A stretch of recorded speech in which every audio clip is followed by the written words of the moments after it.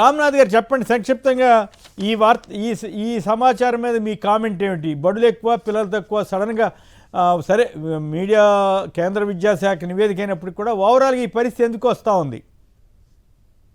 కొమ్మినేని గారు, మీకు నాగార్జున యాదవ్ గారికి, సాక్షి ప్రేక్షకులకి నమస్కారం. జగన్మోహన్ రెడ్డి గారు తన 5 ఏళ్ల కాలంలో నాడు నేడు అనే ఒక ప్రోగ్రాం తెచ్చి ప్రభుత్వ స్కూల్ అని డెవలప్ చేసి ఉండకపోతే నారా లోకేష్ గారు విద్యాశాఖ కూడా తీసుకునేవారు కాదో తెలియదు.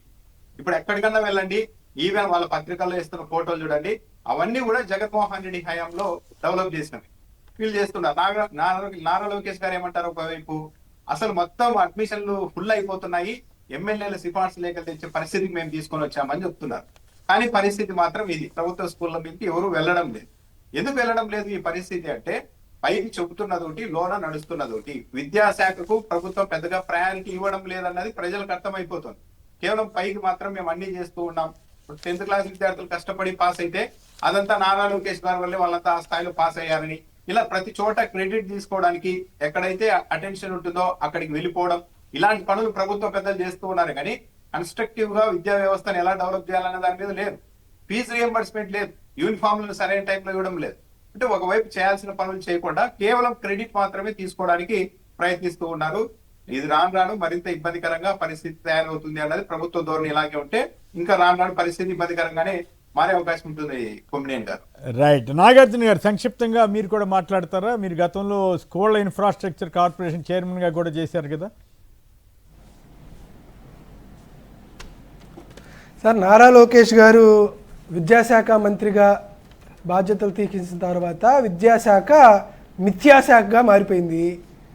ఒక్క నాడు నేడు, మనబడి నాడు నేడు అని జగన్మోహన్ రెడ్డి గారు తీసుకొస్తే దానికి ప్రభుత్వ పాఠశాలను డెవలప్ చేస్తే ఎక్కడ జగన్మోహన్ రెడ్డి గారికి పేరు వచ్చింది అనేటువంటి ఉద్దేశంతో ఆ పథకాన్ని పూర్తిగా పడకెక్కించి ఈరోజు ఆంధ్రప్రదేశ్ రాష్ట్రంలో విద్య అనేది కేవలం డబ్బున్న వారికి మాత్రమే ఎంచుకునేటువంటి దూరంగా తయారైపోయినటువంటి పరిస్థితి నెలకొనింది. కాబట్టి ఒక్క అంశం అనేది కాదు, విద్యాశాఖకు సంబంధించినటువంటి అన్ని రకాల అంశాల్లో కూడా ఆంధ్రప్రదేశ్ రాష్ట్ర ప్రభుత్వం తీవ్రంగా విఫలమైనటువంటి సందర్భాలు మనం చూస్తూనే ఉన్నాం. ఎందుకంటే గతంలో జగన్మోహన్ రెడ్డి గారికి ఒక చిన్న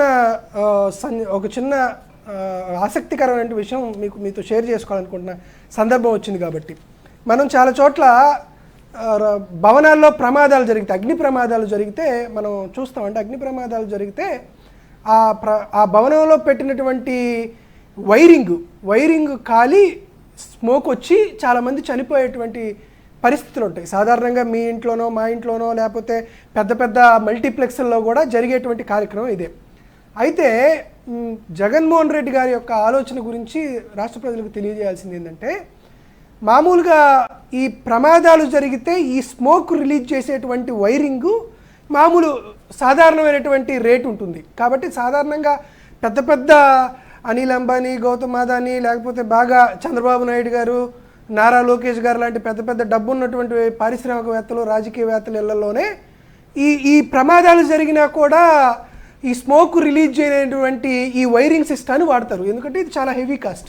సార్, మీరు నమ్ముతారో నమ్మరో, జగన్మోహన్ రెడ్డి గారు నాడు నేడు కార్యక్రమంలో పథకం తీసుకొచ్చి సెంట్రలైజ్డ్ ప్రొక్యూర్మెంట్ టెండర్ తీసుకొచ్చి, అంటే ఎక్కడో సర్పవరంలోనో లేకపోతే కాకినాడ జిల్లాలోనో ఆలూరు జిల్లాలోనో అల్లూరు జిల్లాలోనో అక్కడే ప్రొక్యూర్మెంట్ జరిగితే సాదాసీదా ఏమైనా వాడతారేమో తెలిసి సెంట్రలైజ్డ్ ప్రొక్యూర్మెంట్ టెండర్లు పిలిచి భారతదేశంలో అనేటువంటి అత్యంత నాణ్యత కలిగినటువంటి హెవెల్స్ లాంటి సంస్థలను పిలిచి మీరు సపరేట్గా మ్యానుఫ్యాక్చరింగ్ చేసైనా సరే ఆంధ్రప్రదేశ్ రాష్ట్రంలో ఉన్నటువంటి 44,000 ప్రభుత్వ పాఠశాలలో వైరింగ్కు ఉపయోగించేటువంటి వైరు స్మోక్ ఫ్రీ వైర్ ఉండి తీరాల్సిందే అని చెప్పి భారతదేశంలోనే మొట్టమొదటిసారి పాఠశాల భవనాల్లో కూడా అత్యాధునికమైనటువంటి విలాసవంతమైనటువంటి భవనాల్లో ఉండేటువంటి స్మోక్ ఫ్రీ వైరింగ్ సిస్టమ్ని వాడారు. ఇది కేవలం ఒక సాధారణంగా ఆయన యొక్క ఆలోచన విధానం, పిల్లల పట్ల వారికి ఉన్నటువంటి బాధ్యతను తెలియజేయడానికి చెప్పినటువంటి సందర్భం మాత్రమే.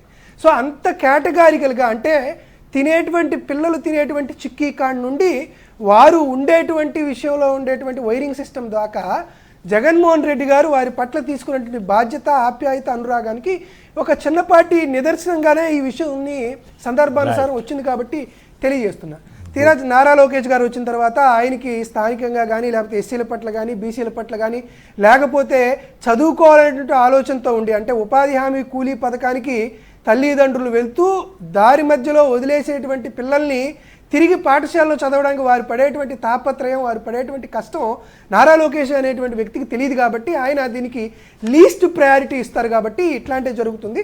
దీని మీద ఇంకా సుదీర్ఘంగా మాట్లాడేటువంటి విషయాలు చాలా ఉన్నా కూడా ఈ మిథ్యాశాఖగా మార్చినటువంటి నారా లోకేష్ గారు ఖచ్చితంగా ఇకనైనా కాస్త పునరాలోచించి వీటిని రాజకీయ రెడ్ బుక్ దాన్ని అమలుపరచడం కాకుండా కాస్త ఆంధ్రప్రదేశ్ రాష్ట్రంలో ఉండేటువంటి వాటినన్నా అమలు చేయాలని మాత్రం కోరుకుంటున్నాం. రైట్. ఈ మధ్య మరి ఆయన నన్ను గెలిపించారు పిల్లలని చెప్పి ఆయన ఎక్కడో స్కూల్కి వెళ్ళి మాట్లాడినట్టున్నారు. మరి ఆయన ఇటువంటి వాటిల్లో మరింత శ్రద్ధ తీసుకుంటే మంచిది.